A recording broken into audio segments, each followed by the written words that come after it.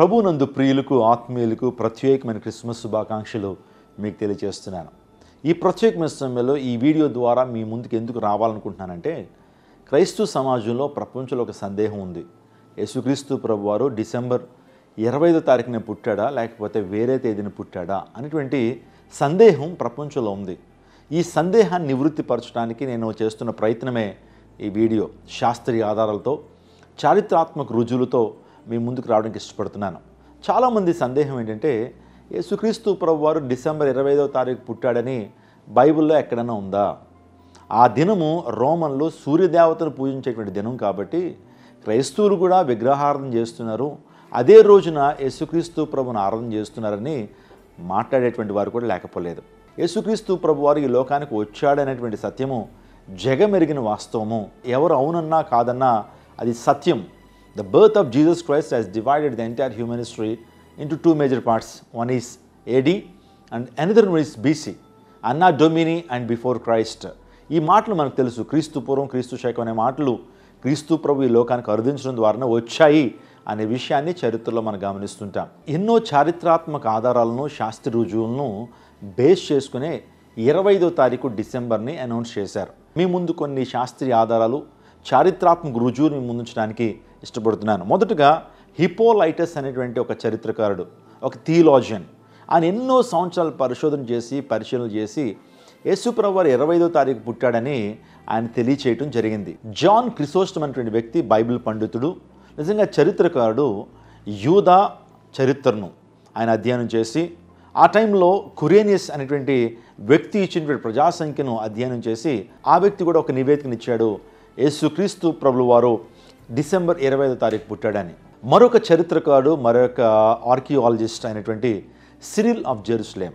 ఆయన ఎప్పటి కాలం వాడంటే ఆయన 4వ శతాబ్దానికి సంబంధించినటువంటి వాడు. సుమారుగా 360-370 సంవత్సరాలు నివసించినటువంటి వ్యక్తి.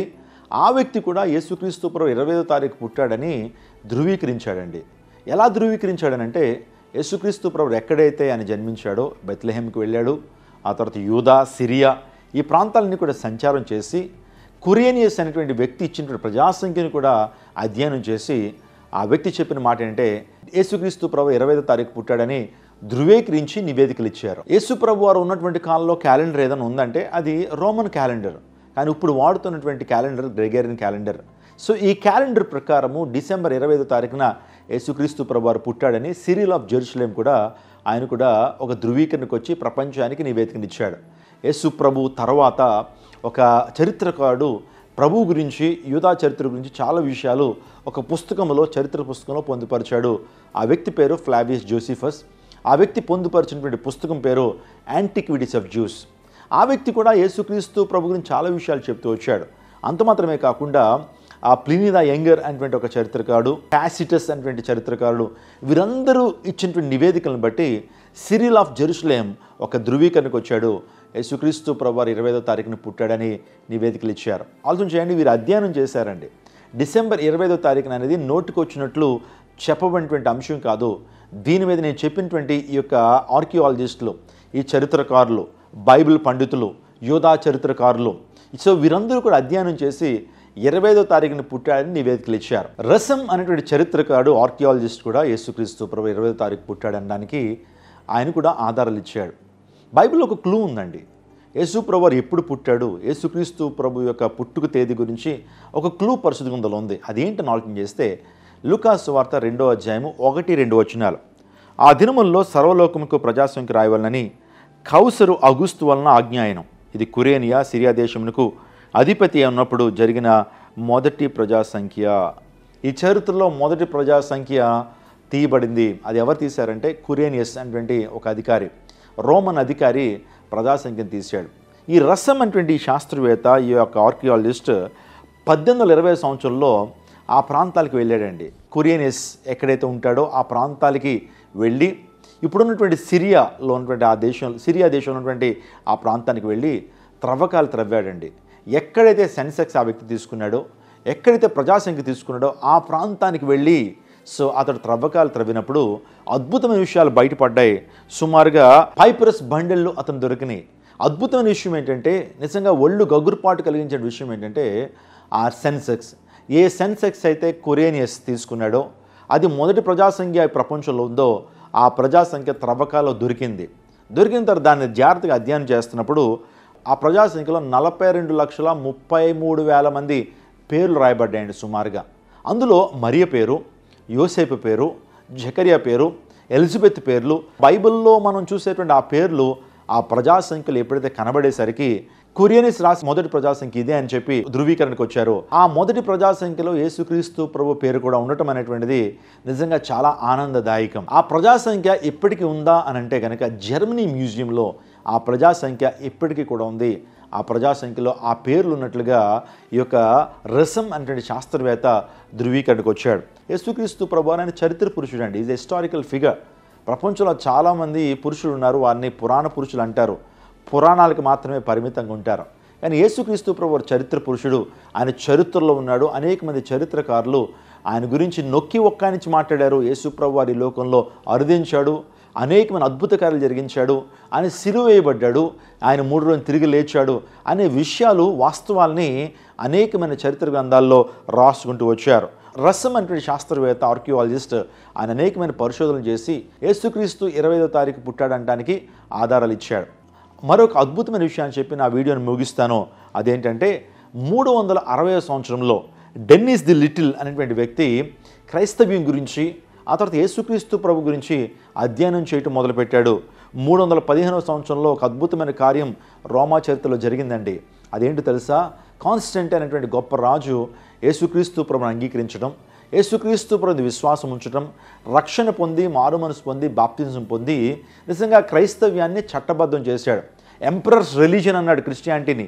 ఇక రాజు అనుసరించేటువంటి క్రిస్టియానిటీ, రాజు అనుసరించేటువంటి మతం అని ప్రపంచానికి చాటి చెప్పాడు కాన్స్టంటైన్.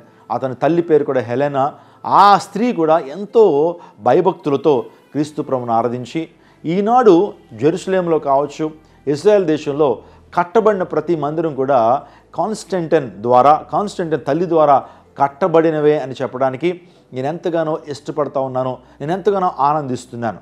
ఈ ప్రత్యేకమైన సమయంలో ఈ యొక్క డెన్నిస్ ది లిటిల్ అనేటువంటి ఆ శాస్త్రవేత్త, ఆ గొప్ప చరిత్రకారుడు ఏ నివేదికలు ఇచ్చాడు, అనౌన్స్ చేశాడు. ఏంటో తెలుసా? యేసుక్రీస్తు ప్రభువారు సో అండ్ సో డేట్న పుట్టాడు. ఈ రోజున ఈ ప్రత్యేకమైనటువంటి వీడియోలో యేసుక్రీస్తు ప్రభు యొక్క పుట్టుక తేదీని అనౌన్స్ చేయబోతున్నాను. అది ఎలా తీయబడిందనంటే, ఆనాడు ప్రజాసంఖ్య తీయబడితే ఆ ప్రజాసంఖ్య ప్రకారము యేసుక్రీస్తు ప్రభు ఎప్పుడు పుట్టాడంటే AUC 754 తిమిత్ నెల 10వ తారీఖు మన ప్రభుని రక్షకుని యేసుక్రీస్తు ప్రభు వారు పుట్టాడని చరిత్రకారులు, ఆ తర్వాత అనేక మంది బైబిల్ పండితులు అనేకమైన అధ్యయనాలు చేసి, నేను చెప్పినటువంటి వీరందరూ కూడా ఇన్ని అధ్యయనాలు చేసి AUC 754 తిమిత్ 10వ తారీఖు యేసు ప్రభు వారు జన్మించాడని ధృవీకరణకు వచ్చారు. మీరు చాలామంది అనుకుంటారు డిసెంబర్ 25వ తారీఖు అదేదో గాల్లో పెట్టేశారేమో, లేకపోతే దానికి ఏదైనా ఆధారాలు లేవేమో అని అనుకుంటారేమో. చాలామంది చరిత్రకారులు, బైబిల్ పండితులు, థియోలాజియన్స్ దీని మీద ఎంతో అధ్యయనం చేశారండి. ప్రపంచంలో ఒక తేదీని యేసుప్రభు వారు పుట్టారని చెప్పి ఏదో బేస్లెస్గా ఇది అనౌన్స్ చేయబడలేదండి. ఈ యొక్క తేదీ గురించి చాలా అధ్యయనం చేశారు. ఒకవేళ మీరు నమ్మాలనుకుంటే నమ్మండి, లేకపోతే ప్రక్కన పెట్టేసేయండి. ఒక విషయాన్ని మాత్రం మీకు చెప్తాను, యేసుప్రభు ఈ లోకానికి అరుదించాడనేటువంటిది వాస్తవం. తేదీ అంత ప్రాముఖ్యం కాదనేటువంటి విషయాన్ని మీకు జ్ఞాపకం చేస్తున్నాను. కానీ చాలామంది హైందవ సహోదరులు, చాలామంది హేతువాదులు, చాలామంది నాస్తికులు యేసుప్రభు 25వ తారీఖు పుట్టాడంటానికి ఆధారాలు ఏంటి, మీ బైబిల్లో చూపించండి అని చాలామంది మాట్లాడుతున్నారు. అన్నీ బైబిల్లో ఉండవండి. అసలు క్రిస్మస్ అనే మాటే బైబిల్లో లేదు. బైబిల్లో లేనటువంటి చాలా ఉన్నాయి. త్రిత్వం అనేటువంటి మాట కూడా బైబిల్లో లేదు. బైబిల్లో చాలా వరకు కాన్సెప్ట్స్ అయితే ఉన్నాయి, దాని గురించినటువంటి వివరాలు అయితే ఉన్నాయి. కానీ పర్టికులర్గా ఆ పేరే నాకు కావాలంటే బైబిల్లో మనకు కొన్నిసార్లు దొరకకపోవచ్చు. అంత మాత్రాన ఆ కాన్సెప్ట్లు లేవని అర్థం కాదు. యేసుప్రభు 25వ తారీఖు పుట్టాడంటానికి అనేక మంది చరిత్రకారులు, అనేక మంది థియోలాజియన్స్, అనేక మంది ఆర్కియాలజిస్టులు, నేను చెప్పినటువంటి వారి అందరూ కూడా ఎంతో పరిశోధన చేసి, ఈరోజు జర్మనీ మ్యూజియంకి వెళ్తే అక్కడ మొదటి ప్రజాసంఖ్య ఇప్పుడు అక్కడ ఉంది. నేను చెప్పాను ఎంతమంది ఆ ప్రజాసంఖ్యలో ఉన్నారో, ఎవరెవరి పేర్లు అక్కడ ఉన్నాయో కూడా క్లియర్గా చెప్పాను. ఈరోజు యేసుక్రీస్తు ప్రభువు 25వ తారీఖు పుట్టాడంటానికి అనేకమైన ఆధారం మనం చూస్తున్నాం. చూడండి, ఈ AUC 754 తిమిత్ నెల 10వ తారీఖు అంటే ఏంటి, AUC అంటే ఏంటి అని ఆలోచన చేస్తే, AUC అంటే అబ్ ఉర్బే కుందీంతా అని అర్థం. రోమాపట్నం నిర్మాణం అనంతరం తిమిత్ నెల 10వ తారీఖున యేసుక్రీస్తు ప్రభువు వారు జన్మించాడని ఆ ప్రజాసంఖ్య ద్వారా ధృవీకరణకు మనం రాగలిగాం. ఆలోచన చేయండి, ఏ యూదులైనా సరే పుట్టిన 8వ రోజున వారు సున్నతి చేస్తారు, నామకరణం కూడా అదే రోజు చేస్తారు. మీరు జాగ్రత్తగా ఆలోచన చేస్తే మరియా యోసేపు యేసుక్రీస్తు ప్రభువారు సున్నతి చేయబడిన రోజే ప్రజా సంఖ్యలో ఆ పేరు నమోదు చేశారు. యేసుక్రీస్తు ప్రభువారికి నామకరణం చేసిన తర్వాత ఆ ప్రజా సంఖ్యలో ఆ పేరు నమోదు చేశారు. అంటే మీరు చూడండి, రోమన్ క్యాలెండర్ ప్రకారము యేసుక్రీస్తు ప్రభువారు ఎప్పుడు ఆయన ప్రజా సంఖ్యలో పేరు నమోదు చేసుకున్నాడంటే యేసు ప్రభువారు పుట్టిన 8 రోజుల తర్వాత. ఆలోచన చేద్దాం, 8 రోజులు వెనక్కి వెళ్తే ఆయన పుట్టినరోజు వస్తుంది కదండి. ఆ యొక్క ప్రజాసంఖ్యలో యేసుక్రీస్తు ప్రభు పేరు ఒక తేదీని నమోదు చేయబడితే 8వ తారీఖున సున్నతి చేయబడుతుంది. ఆ తర్వాత యేసుక్రీస్తు ప్రభు వారికి నామకరణం చేయబడితే ఎగ్జాక్ట్లీ 8 రోజులు బిఫోర్ వెళ్తే, 8 రోజులు ముందుకు వెళ్తే ఆయన పుట్టిన తేదీ వస్తుంది. కరెక్ట్గా మీరు ఆలోచన చేస్తే యేసుక్రీస్తు ప్రభు వారు ఏయుసి తిమిత్ నెల 10వ తారీఖున పుట్టాడని మనం ఆలోచన చేస్తూ ఉన్నప్పుడు గ్రెగేరియన్ క్యాలెండర్ ప్రకారం, అంటే మనం వాడుతున్న గ్రెగేరియన్ క్యాలెండర్ ప్రకారము యేసు ప్రభువారు డిసెంబర్ 25వ తారీఖు పుట్టాడని మనకి ఈజీగా అర్థమవుతుంది. మీకు అర్థమైందని నమ్ముతున్నాను. ఈ యొక్క వీడియోని చూస్తున్నప్పుడు మీకు నమ్మాలనిపిస్తే నమ్మండి. అనేక మంది బైబిల్ పండితులు, అనేక మంది ఆర్కియాలజిస్టులు ఇచ్చిన నివేదికలు మీ ముందు పెట్టాను. It's up to you. యేసుక్రీస్తు ప్రభువారు ఈ లోకానికి వచ్చాడనేటువంటిది జగమెరిగిన సత్యం. ఈ రోజున ఏ ఒక్కరు కూడా కాదనలేరు. యేసు ప్రభువారు చరిత్ర పురుషుడు, కాలాన్ని 2 భాగాలకు విభజించినటువంటి వాడు. అపోస్తలుడైన పౌలు ఆయన ఏథెన్స్ పట్టణానికి వెళ్ళి అరియోపేగు సభలో చెప్పిన మాట ఇదే: ఆయనందు మనము చరించుచున్నాము, ఆయనందు మనం బ్రతుకుచున్నాము, ఆయనందు ఉనికి కలిగి ఉన్నాం.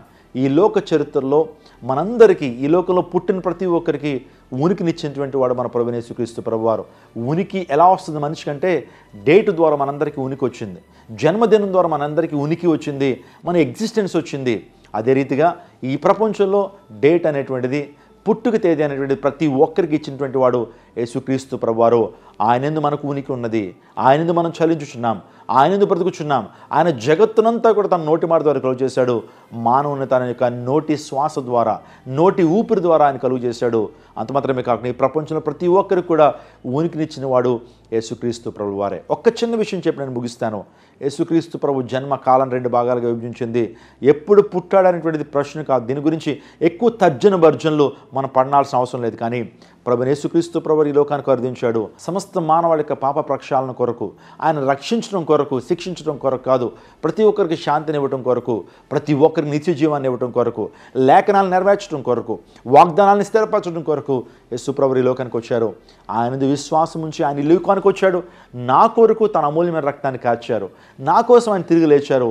మరలా నా కోసం ఈ లోకంలో తిరిగి రాబోతున్నాడనే సత్యాన్ని గమనించగలిగితే, నువ్వు ఆ సత్యాన్ని నీవు విశ్వసించినట్లయితే, యేసే రక్షకుడిని తెలుసుకున్నట్లయితే నిత్య జీవాన్ని, డబ్బుతో కొలైన ఆశీర్వాదాలని నువ్వు పొందుకుంటావు. God bless you.